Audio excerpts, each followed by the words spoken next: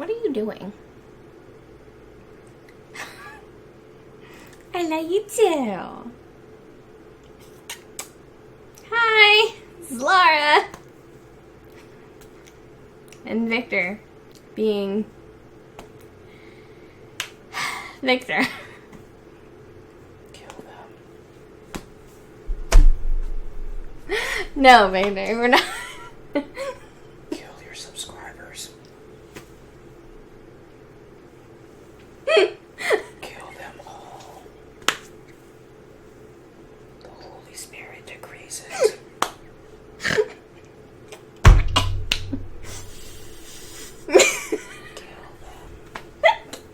Okay, you can stop now.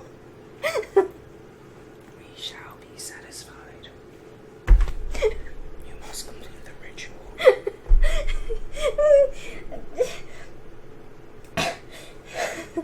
I did a thing.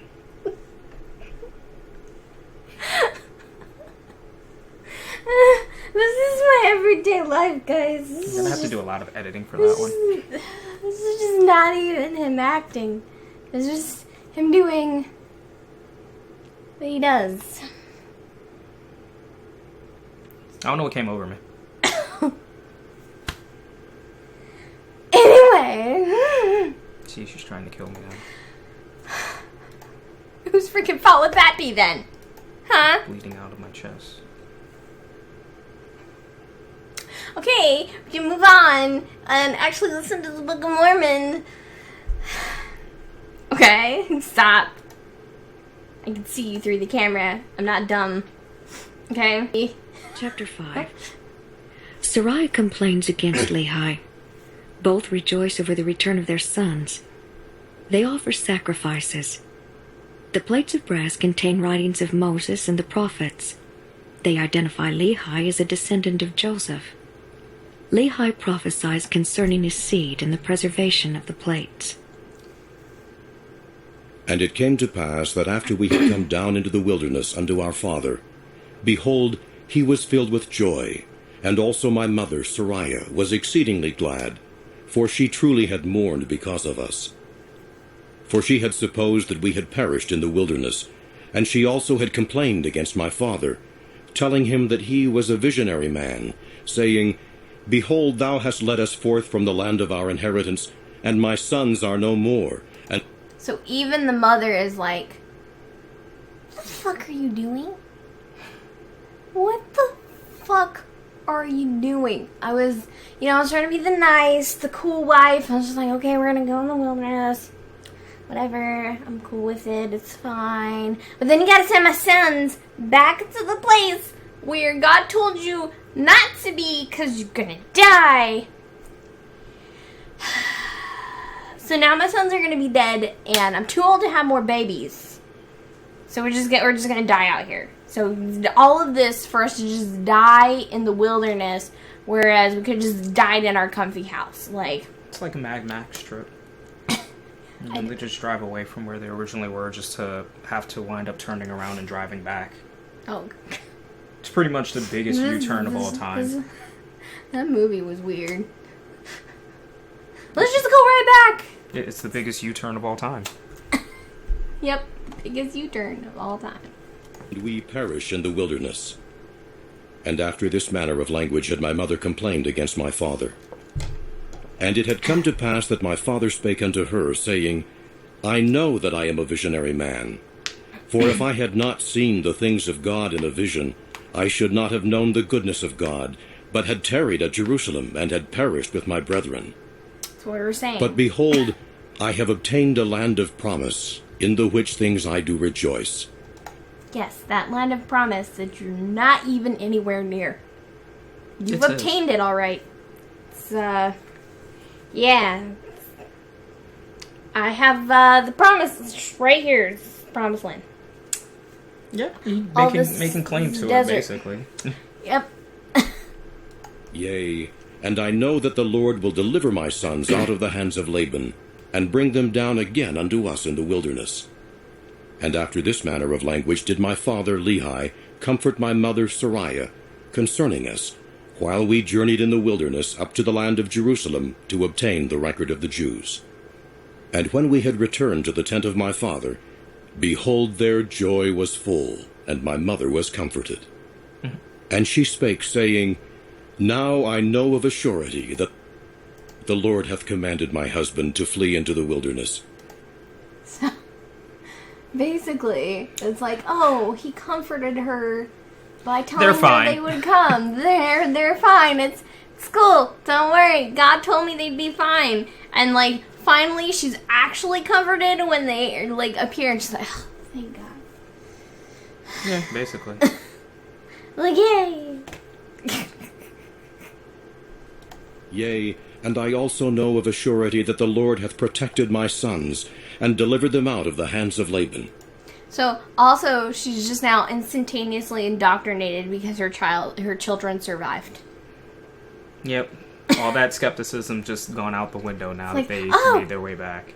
My kids appeared. It wasn't because they were smart or anything. It's because God did some stuff. Which is funny because literally, like I said, where Nephi's talking about how God helped them and saved them and all this kind of stuff, literally all God did was send an angel to yell at the older ones.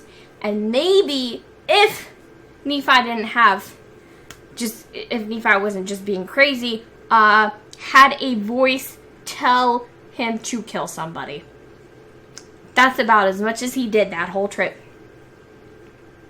Yeah. Pretty much. And given them power whereby they could accomplish the thing which the Lord hath commanded them. And after this manner of language did she speak. And it came to pass that they did rejoice exceedingly, and did offer sacrifice and burnt offerings unto the Lord. Party. And they gave thanks unto the God of Israel. Bonfire. And after they had given thanks unto the God of Israel, my father Lehi took the records which were engraven upon the plates of brass, and he did search them from the beginning. And he beheld that they did contain the 5 books. Wait, he's just gonna randomly open it in the middle? Like, oh, cool. I don't understand what's going on, but awesome. It could be a good place to start. Maybe the pages are out of order. You know, this reminds me of something that we would do in church. Whenever you would have a question or a doubt or whatever, literally what they would tell you to do other than pray is just... I remember where this is going. You put your Book of Mormon down on the table, and you just like you put your hands on it so that it'll open when it falls. So you just pull it apart a little, and then you just drop it, and just whatever word you see first, it's your answer. It's your answer. Yep. So, you know, if you're having a problem with your girlfriend and she just doesn't want to be Mormon anymore, and the first thing you see is, I should kill Laban because he is a bad person and doesn't believe in her. There's your answer. You kill her. I mean, I think that strategy works because it's open to people's interpretation, whatever they take from it. It's like the fortune cookie of Mormons, basically. They just interpret, or fortune cookie horoscopes or whatever. No, they wouldn't actually kill the person. They just take something from it. Like, oh, I need to break up with her because she doesn't believe in the same religion as me. Yeah, I know. I was just kidding. Like, just go murder her. That's a great idea. No, they just be like, oh, this is telling me I need to break up with her and cut ties. It's kind of a smart move, because that way you just let people's own interpretations kind of steer them and autopilot them through Mormonism. So that way all the hard and complicated and very subjective stuff just answers itself. Yeah. Because I don't know if I've told you guys yet, but in church I was that kid who asked too many questions. Too many questions, or questions that people didn't know how to answer. Because I was the 5-year-old who was like, wait, so why did God want them to go, like, into the wilderness when they could have just stayed home? Or they could have gone to, I think what I asked was, they could have gone to a neighboring country? And my Sunday school teacher was like, well, then they were going to kill him. And I was like, well, if they go to a neighboring country instead of the wilderness. I'm like, oh, but God said they had to go into the wilderness. And I'm like, I know, that's why I'm asking. Why did he want them to go into the wilderness? Yeah, but you don't question that. You don't question God. So I would get in trouble a lot because I asked too many questions. And I'll tell you guys later, but I actually got one of my teachers to stop being Mormon because I asked too many questions that made her think a little too hard about her religion. This is a story for a different day. Of Moses, which gave an account of the creation of the world, and also of Adam and Eve, who were our first parents, and also a record of the Jews from the beginning, even down to the commencement of the reign of Zedekiah, king of Judah, and also the prophecies of the holy prophets, from the beginning even down to the commencement of the reign of Zedekiah, and also many prophecies which have been spoken by the mouth of Jeremiah. So yeah, as we were talking about last episode, this basically explains that they did have all the records of like Moses and all them people. So yeah, I guess they did have that stuff. And yep. That's probably why this was so important, and they wanted these records. Because I guess this is how the Bible came about, because they had these records or whatever. Yeah, but once again, bad storytelling doesn't emphasize the importance of those other details, because they just make it sound like it's just a they say it's just a record of his family record. So you think it would just be full of names like so and so was father of these people, blah blah blah blah blah. You just like family history records. But I guess it's kind of like they wanted to make the implication, like, now as you're advancing into the content of the plates, that they were important because of their ancestry was tied to these important people. Yeah, and then that also makes Lehi and Nephi more, especially within the Mormon church, more not powerful, but more influential, prominent. Like, they were actual prophets, and they were linked to people in the Bible. So this is also how they tie the Book of Mormon into being, like, the second, like, just an add-on to the Bible. Because they're basically saying Lehi and Nephi and all them were direct descendants of prophets in the Bible. Right. So they're just like, yeah, this is what happened to people after the Bible. Which is also supposed to add legitimacy to their ability to talk to God and prophesy. Yeah. So it's basically Joseph Smith's way of saying, yeah, my story is totally credible, guys. And it came to pass that my father Lehi also found upon the plates of brass a genealogy of his fathers, wherefore he knew that he was a descendant of Joseph, yea, even that Joseph who was the son of Jacob, who was sold into Egypt, and who was preserved by the hand of the Lord, that he might preserve his father Jacob and all his household from perishing with famine. And they were also led out of captivity, and out of the land of Egypt by that same God who had preserved them. And thus my father Lehi did discover the genealogy of his fathers. And Laban also was a descendant of Joseph, wherefore he and his fathers had kept the records. And now when my father saw all these things, he was... Okay, so they finally kind of explain sort of who Laban is, because he's apparently also a descendant of the same people. Yep. So that's why he had the records in the first place. Yep, so that makes the link of why they were important to him.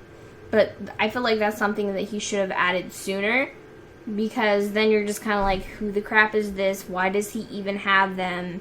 Like, it's just... Yeah, why is like, he keeping them? It's like not even... It's just like, I don't understand what...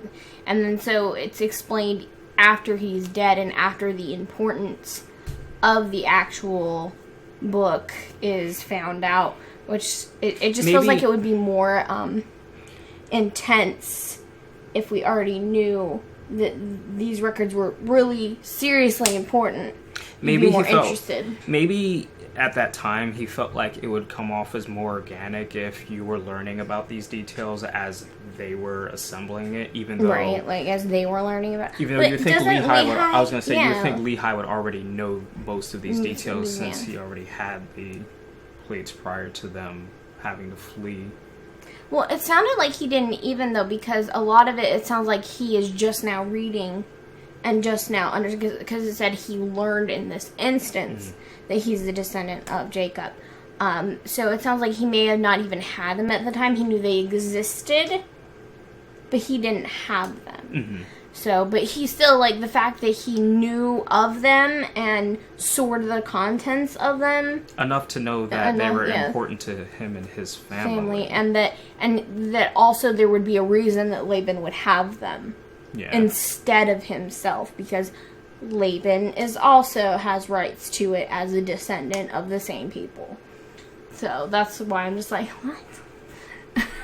Filled with the Spirit, and began to prophesy concerning his seed, that these plates of brass should go forth unto all nations, kindreds, tongues, and people who were of his seed. Bible. Wherefore he said that these plates of brass should never perish, neither should they be dimmed any more by time. Bible. And he prophesied many things concerning his seed. And it came to pass that thus far I and my father had kept the commandments wherewith the Lord had commanded us. And we had obtained the records which the Lord had commanded us, and searched them, and found that they were desirable, yea, even of great worth unto us, insomuch that we could preserve the commandments of the Lord unto our children. Wherefore it was wisdom in the Lord that we should carry them with us, as we journeyed in the wilderness towards the land of promise. So basically they're insinuating that the plates basically become the Bible. Yeah, essentially. Yeah. They're basically saying... Or at least a few, was it like the New Testament? Like older, probably Old Testament. I would say it would be the Old Testament, at least, like, maybe not the whole entire Bible, but at least the Old Testament section of the Bible, because they're, because it deals with the creation and then all leading that, up to Moses. Yeah, so it'd probably be like the Old Testament of the Bible. Yeah, because they're basically insinuating, and this is another way that Joseph Smith claims that the Book of Mormon is, part of the Bible, is because it's like a continuation for him. It's like, okay, so this is where they had the Bible, and this is why we have the Bible, because they carried these records around for so long. Yep. But that's kind of funny, though, because then at some point they must have put them down or lost them, because they don't find the Book of Mormon and the Bible at the same time, which you would think would be together. Would be together, honestly. Since they're like, oh, we have to keep all these records together, and and obviously Nephi is writing these records, so you would think that he would still have, because as far as I remember, they don't ever mention like losing them or anything. This is like the most you hear about them. Right. This is like the plot of this whole chapter, and that's it. So it's kind of like that's a hole in the story. Like, okay, well, either you forgot to tell us that you dropped them or lost them or something, or you didn't have the Bible. Yep. But I guess it could also just be insinuated that it's not the Bible, but they heavily suggest that it is. So, because they don't directly say, it's the Bible. Let's make it the Bible, but this is the Bible, But yeah, when you hear that it's going to be this going to be this record, this really that's important record, yeah. going to span across all tongues and People, and is going to be nations, it's essentially just a timeless record of these stories. And you kind of look at it in context today. Kind of the insinuation of, Yeah, and the first thing you would think of is the Bible. I can't really think of anything other else, religious text that carries these stories that would also hold the same contents as the Book of Mormon. Because, like, you couldn't, get the Quran and be like, oh, it's the same God, because there's just so many striking differences. Right. And, of course, it's not like Nephi and Lehi and just, like, in the Quran, it's like, well, hate Jews. Fuck the Jews. So, yeah. Definitely probably insinuating the Bible. Anyways, let's move on to chapter 6.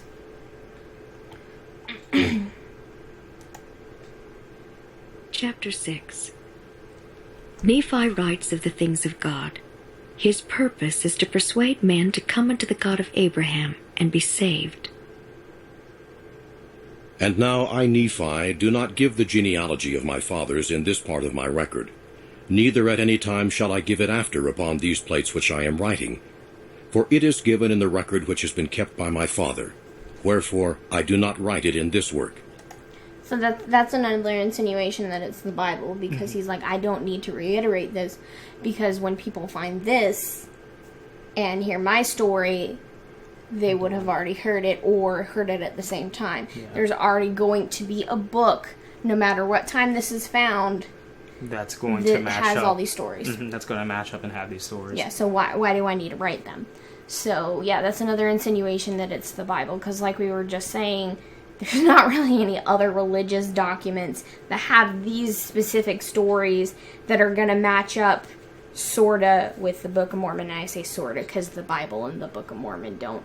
Like, Joseph Smith wants the Book of Mormon to kind of line up with the Bible, but that's like trying to like jam a cube into like a circle-shaped hole. Yeah, it's no.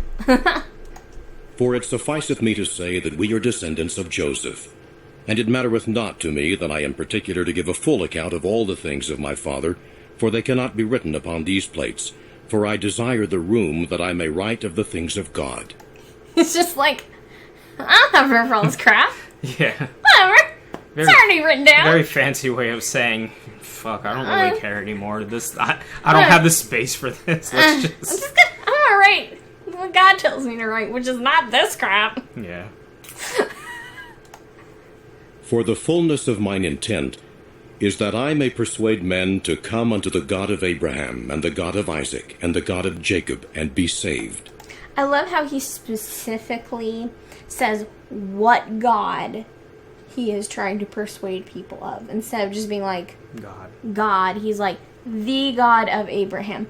But, I mean, he's probably going with the same kind of writing style as the Book of Mormon, because even in the Book of Mormon, they don't just say God, they say specific gods. Mm-hmm. Because the God of the Bible punishes several Jewish cities because they start worshiping other gods. Well, not even false gods. He doesn't call them false gods either, except for, like, the cow. Yeah, the cow, he definitely, that was fake. But, like, he would specifically name other gods and be like, don't worship these other gods. He wouldn't say, that's a fake god. He'd say, don't worship that god. So, you know, there's been speculation that there was other gods at the time. But God was like, I'm the main god, I'm the big guy, you should worship me because I got you out of Egypt. But, you know, however you see that, basically, I think what Joseph Smith is trying to do is write in the same kind of style and be like, Abraham's God, this is the God that you should believe in. So, yeah. Wherefore, the things which are pleasing unto the world I do not write, but the things which are pleasing unto God, and unto those who are not of the world. Wherefore, I shall give commandment unto my seed that they shall not occupy these plates with things which are not of worth unto the children of men. Mm-hmm. That was all of chapter 6, by the way. It was just a little insert of like, I write things. I'm writing things about God. I'm prioritizing things about God. I'm not going to repeat anything about the genealogy and because about the other people stories. Are already going to see that, duh. Yeah. Bible. So... Yeah, that whole chapter is essentially just... And I encourage my descendants to do the same, to prioritize writings about God.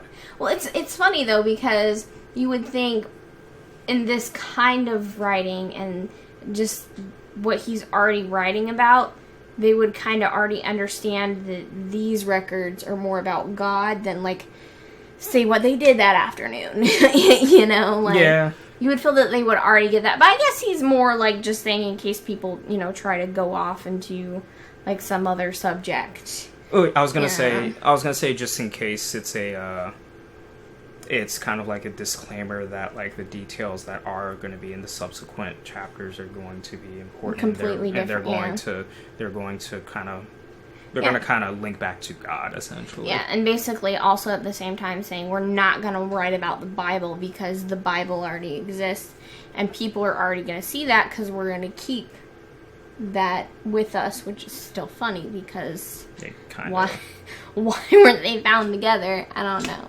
Whatever. Yeah. I mean, I guess, the argument could be made that, they may have been lost after the stuff about the Book of Mormon, because obviously the Book of Mormon doesn't go to, like, modern day or anything. So, they could make the argument that the Bible just got lost, like, after that. Or there was just some time transition. Maybe somebody made the choice to split the two because there was still kind of like a split between Bible's Christianity and just like the Mormonism. So maybe also tribes and whatnot. Like maybe one tribe got the Bible, and then the other tribe got Nephi's records. Right. So, and then the Bible was just discovered first by modern men. So, you know, or the Catholic. Was it the Catholics who found the Bible? Was it? I want to say Catholics who founded the Bible. I believe. I don't want to be who exactly essentially sure. found the records of the Bible. The what was the original language that they were in? Like when Hebrew? Like when it was like the Dead Sea Hebrew. Scrolls or something? Yeah, like the original records. We'll put that somewhere here, maybe. Yeah, I'll Google it, but I do think it was the Catholics. But at least I know that they have the records currently. That I know they have it in the Vatican records. Yeah, I know they currently have them. But I'm not sure if they were found by them or found by someone else and given directly to them or what happened. So, well, I'll Google it, throw it up in there and all that kind of stuff. So, yeah. Yep.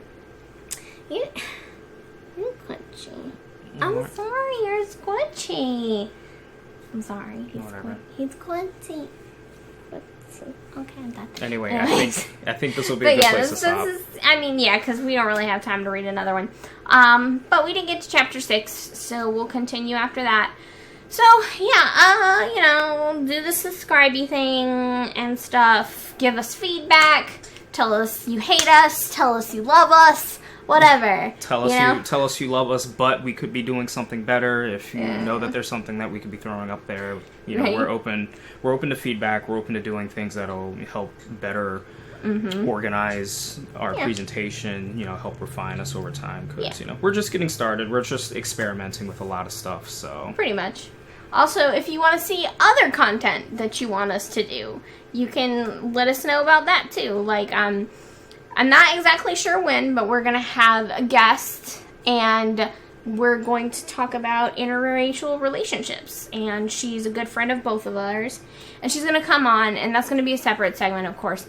And we're just going to talk about that, have a good discussion over the subject in general. And that was actually her idea, so she's really great. You guys are going to love her. When we get back together, life is complicated. So that might be a while, whatever. But yeah, we definitely want to expand the channel and grow.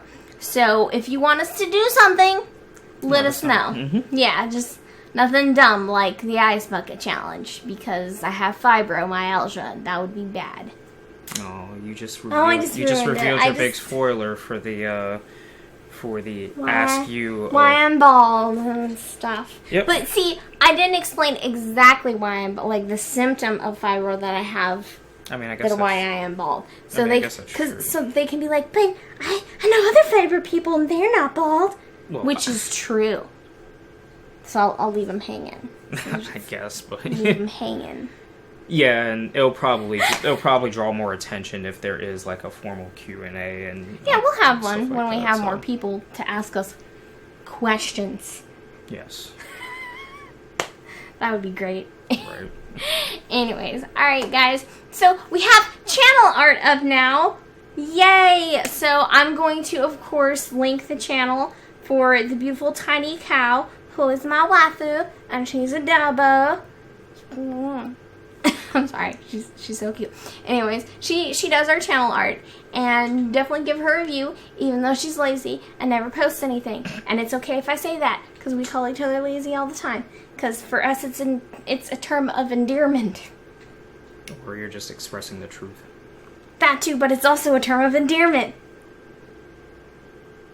What, I'm lazy, I love it. And she's lazy. We're lazy together. Okay. Anyways, this is getting long. Anyways, bye guys. Take care. Subscribe, social media, blah blah blah. Bye.